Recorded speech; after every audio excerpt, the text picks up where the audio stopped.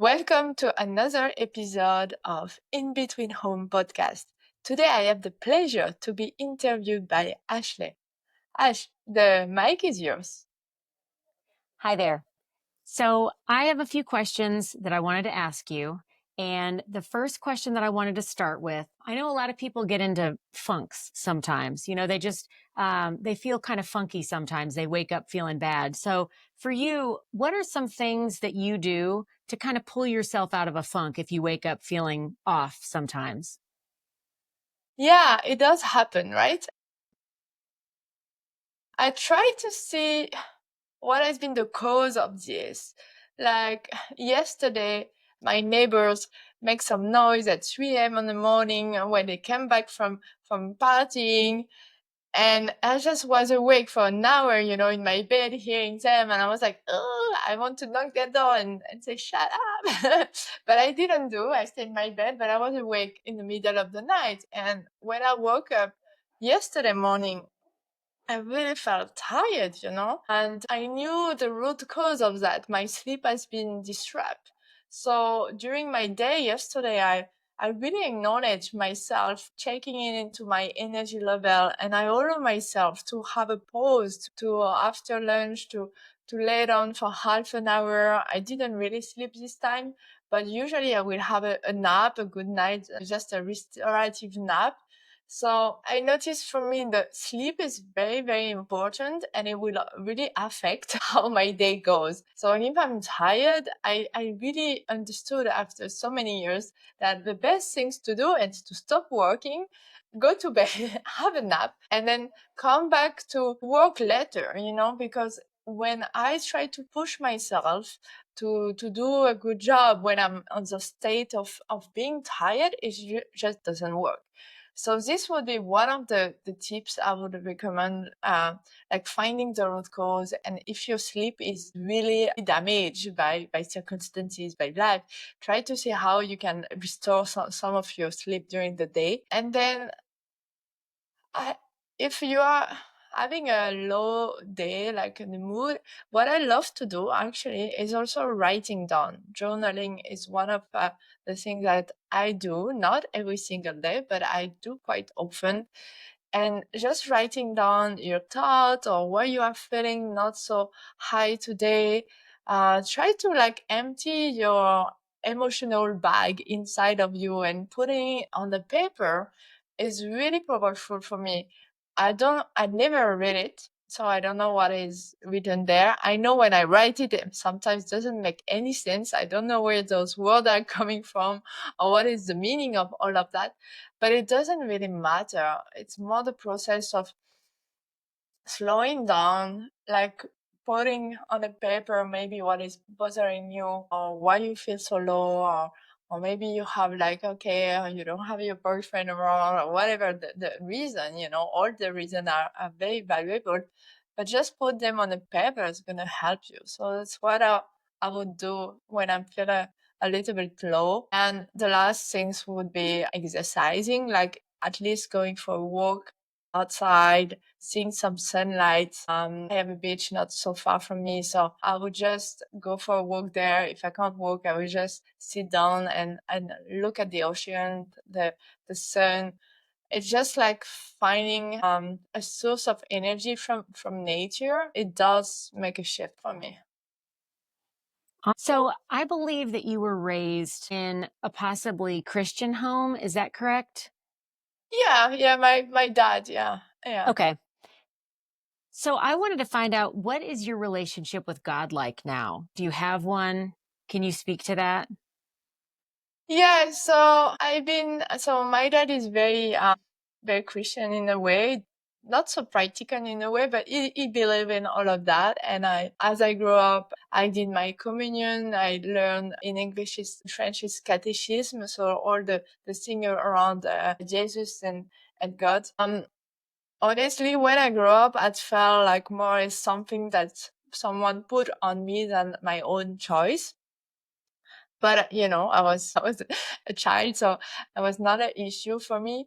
Right now, for me, I more believe, it's probably maybe because I live in Bali and we have a lot of different gods here. But one of the things I resonate the most here in the culture is nature is providing everything to us. And yes, there are gods and spirit, like you can't spend one day in Bali without seeing an offering to the universe, to nature, to all the gods. And I really resonate with there is something bigger than us, a driving force. Usually I use the word universe and, spirits and guidance that we receive or I receive from greater than me, I would say. And for sure, when you see how the world is organized, the nature is organized, the power of nature, like there's something magical and powerful in all of that. So I would say today I'm nourishing myself from kind of the lifestyle here in Bali and the power in simplicity in a way, in nature, in what has been designed to work by itself. Because I feel as well, human beings, we have been designed to function so well. The body is here to heal ourselves and all of that. So I really reconnect more to that than one specific doctrine. For me, it's like, yeah, you can believe on any type of God that makes you feel good, at least if it's something that you choose and you are not living your life through what those people said to you, but you making the own decision about your life. And for me, this is a very important. Is yeah, I can find good part in the Muslim. I can find good part in the Christian. I can find good part in the Hindu. Like in Bali, everyone is celebrating one of those religions. Like we are a mix of so many religions. Last month, we had Eid al-Fitr for the Muslim. We had Easter last weekend. We had the Balinese New Year. And tomorrow is another Balinese thing. So like we are really surrounded with all those religions. So it doesn't matter which one you really focus on. I think for me it's more like what could you learn and what can serve you. And for me it's more think the diversity of all of that. Like, yeah, we need to believe in something. I think it's helping us, especially in difficult time, but it doesn't remove your power as a person to know what is the best for you. And this is for me where I love nature. Is when I observe nature, there is a cycle. If you look at trees, yeah, period of the trees is blossoming, and a period during winter where the tree doesn't have any leaf.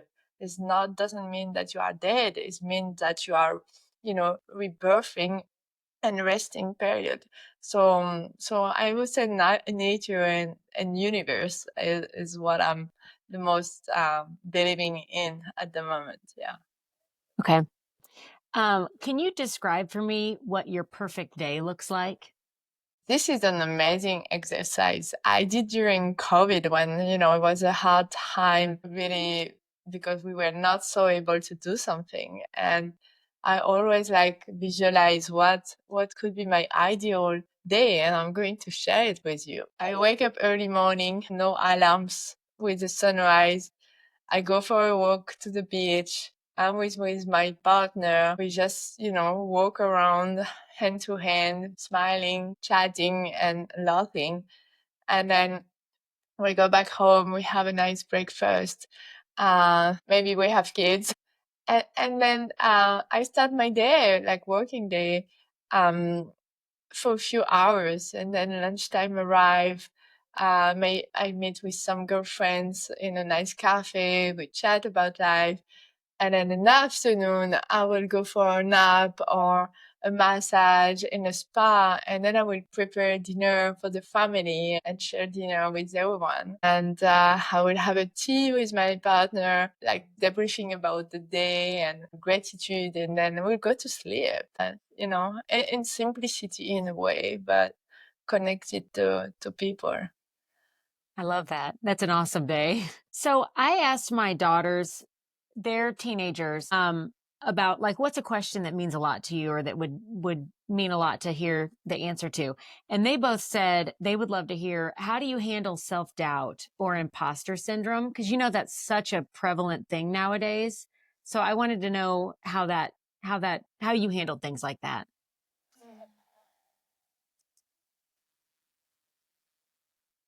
I would clarity on your vision.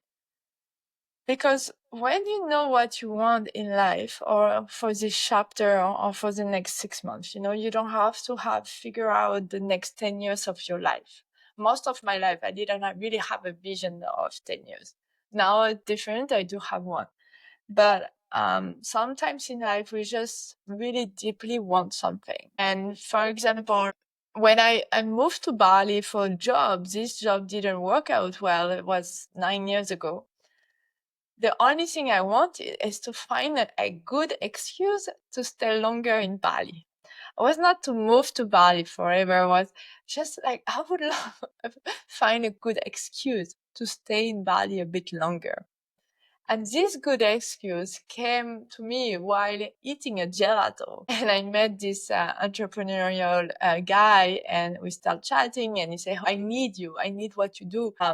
And then we started to work together in this way. But I have no clarity. And even at that stage, it was a temporary support to this company. It was not a long-term job or any of that. So when you have clarity about what you want, you don't have time for that. You just lean into your vision of, yeah, I would love that. I would love to have a house. I would love to stay in Bali 6 months more. You just need to be super clear about what is this I would love. Because what happens most of the time is people want to have a new house, but they also want to travel the world, and they also want to have maybe a child. They want 10 things at the time. You need to choose one single thing. And choosing one is not renouncing to the rest. Is what is the most meaningful thing that right now you need for you, for your life. And this is super important because by having clarity on one thing you want to achieve, there is no space for doubt. There is no space for imposter syndrome, because those things has been, I think, now very, it's like a market almost. It is marketing around that. Like uh, even me at some stage, I was like, oh, maybe I have self-doubt but I was just, when I experienced self-doubt, it's because I was not in control anymore of my life. I was in so many coaching group. I didn't have clarity anymore. I was like in the energy of so many people, so many things were happening to me. I didn't have space to pause, to stillness, to reflect on where I am right now and where what I would love to achieve in the next 3 months or 6 months. When you know what you want to achieve the next 3 or 6 months, it's like, oh, okay.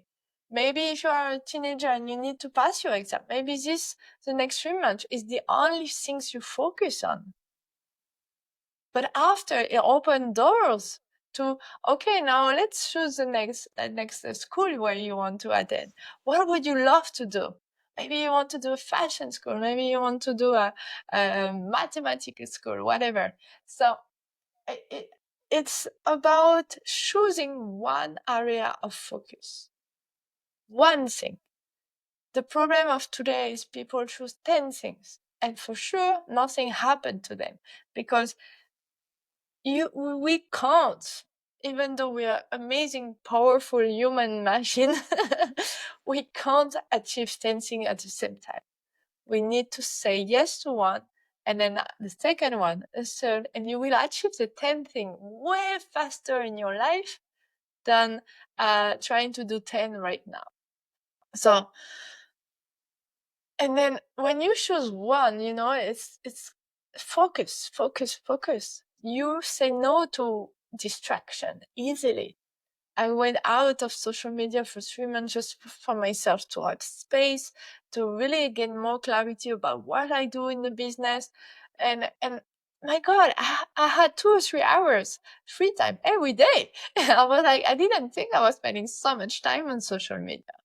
But it's where distraction is not coming into your life anymore, because you know what is the things you want to achieve. So I'm very strong on planning and clarity for my life. I run my life as I would run a company in a way. Like I set a kind of an objective for the year. What is the most meaningful for me in my life? So sometimes business is not the priority. I remember a few years ago, I was still developing my business, but I deeply listened to my heart, and my heart was saying, Lucy, you need to spend time with your family. You need to reconnect with your sister. You need to be more present in friends. And what did I do? I still run my business. I still develop my business, but every single decision was linked to my family and my sister. So I decided to spend 3 months in Canada to be with nearby my sister, to have more opportunities to spend time with her. I was still developing the business. And you know what? By choosing myself in that moment, choosing what is most important to me, I earned way more money than before. So by focusing maybe on family, on your health first, because this is what is needed right now, it doesn't mean you will end up poor. It doesn't mean that your business won't run. It just means that your focus is this happening. So making decision is way easier when you know what is important for you right now. Because at the time, if something was coming to my world, like imagine like a business event, at the same date I was a family reunion, it was easy for me to make a choice. I would choose family. Maybe today, right now, the decision would be different because I'm on another stage. It doesn't mean like I don't want to see my family anymore. It's just my priority right now is slightly different than before. But it was also a period where I needed to prioritize my health. I needed to recover from burnout. I needed to make sure every single day I had time for myself, for my body, for nourishing, for practicing.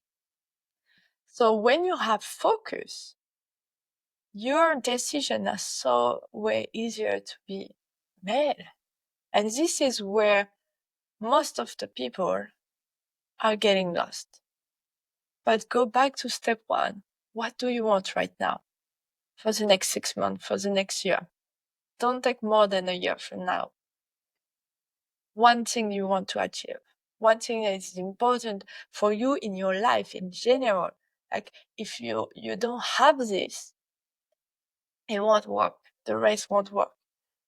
And for sure, if you don't have health right now, I would say you know where you have to focus.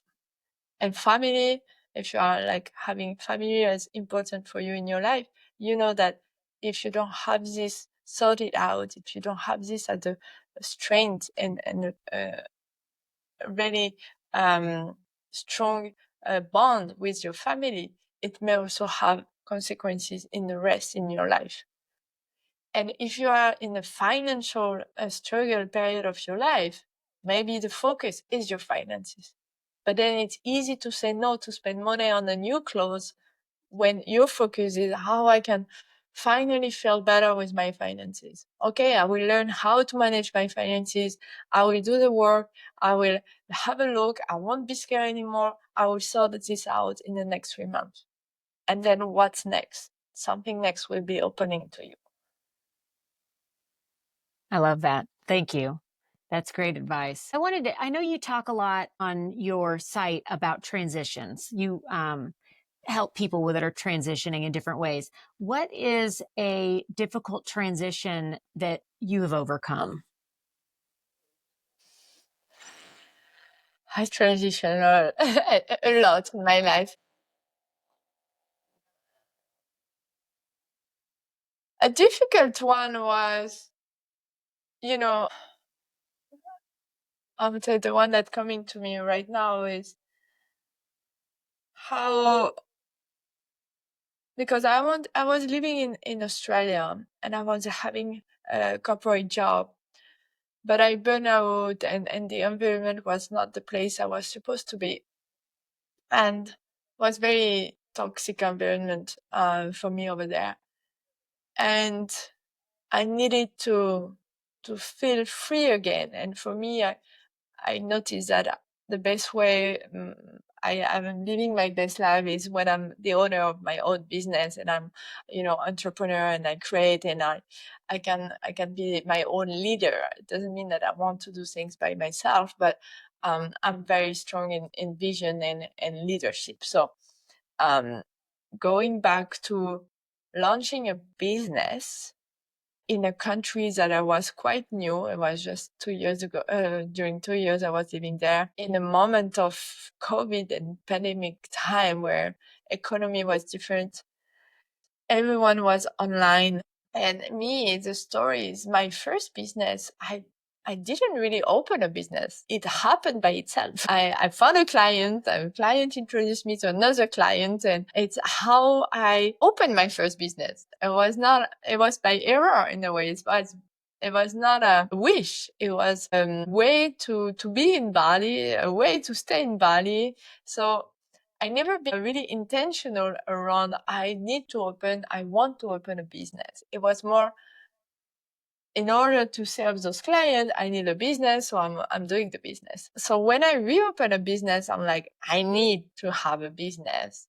The energy was so different. I needed that to really get out of my corporate role and to, have a financial income and all those things. So the most difficult part at this time was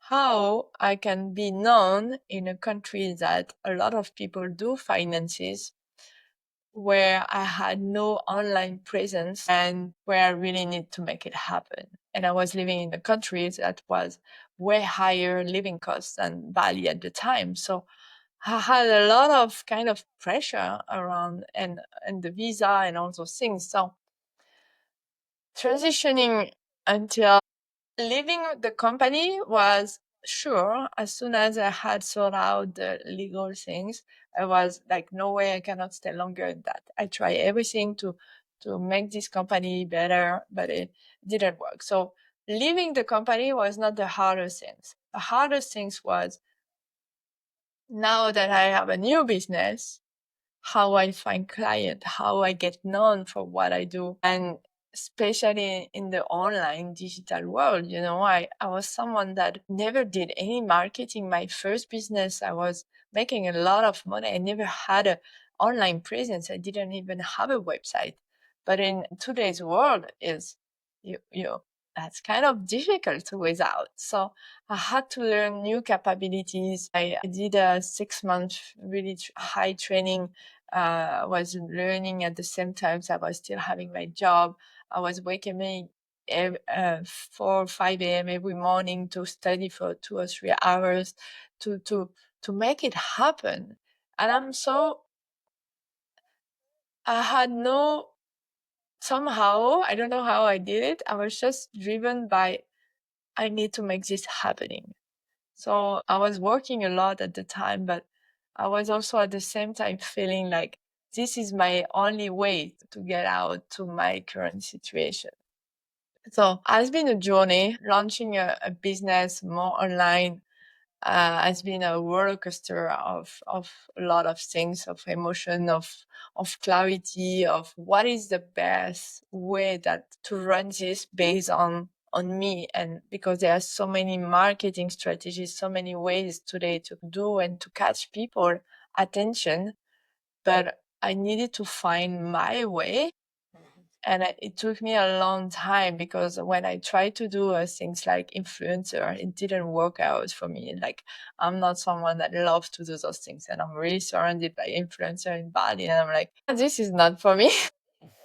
So I'm always trying to see how I can still push a little bit myself out of my comfort zone. It's why I'm doing podcasts, it's what I'm doing videos, but how I can do it in respect of my own value and what is feeding me at the same time. Like doing those interviews, I was saying to my friend yesterday, I just love it. I love having this conversation even with friends, and they interview me and they ask me questions that no one asked me before, even as a friend. And I'm like, I love this format. And for me, it's like it's feeding me. And yes, if we can impact someone, if we can inspire someone, and then if one day someone wants to reach out to me to work with me, why not? But I'm actually enjoying this so much, and I think this is the secret in transitioning is, that the situation you are in is definitely not where you want to stay. So once you have made that decision, even though you don't really know where you want to go and how it's going to look like, you just know that you need to exit. So after you just make a strategy to exit, and you know what you need, you look at your finances, you know how much money you need to exist safely. You know, I'm a single international woman, so I have no one back me up, like in terms of finances. So I have to make sure I have enough cash, I have enough finances to make my transition safe. I'm not transitioning if I'm not safe yet, financially speaking. So it's why I stay a bit longer in that role, because I needed to make sure I would have the finances, I would have the visa, I would have at least started my business, even though it was not really profitable at the time, but at least I would have started something.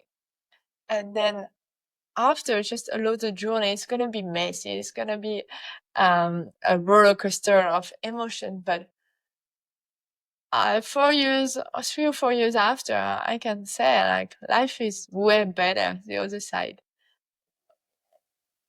Oh, that's great. Last question. I would love to know if there's something about you that you can share that maybe people wouldn't know. Maybe something cool about you that nobody knows. The thing that come to me is when I did my world tour, I traveled with a crepe pan, because for me, making crepe, French crepe, looks like a pancake, but it's not a pancake. It's a French crepe. It's meaning of reunion, meaning of friends gathering, family gathering. As soon as I go to France, even when I grew up with my mom, we make crepe. It's something that we love to make crepe. We make crepe. And when you eat crepe, you add together, it's like a sharing moment. And so I traveled with a crepe pan during 16 months in my suitcase, and it was so amazing. I made crepe for all my friends, and like I should maybe bring it back into my suitcase again, because it's just an amazing feeling to be sharing something that you love with people that you love, and creating an amazing moment where it's not about business, it's not about those things, it's just about being together and sharing a dessert like a crepe. So that's I love that. the Well, thing. I want you to bring the pan when I see you next time. Deal. Let's make some crepe. Yes, let's do it. Thank you so much. Thank you so much, Ashley, for your time. Have an amazing day, and see you next time on In Between Home podcast.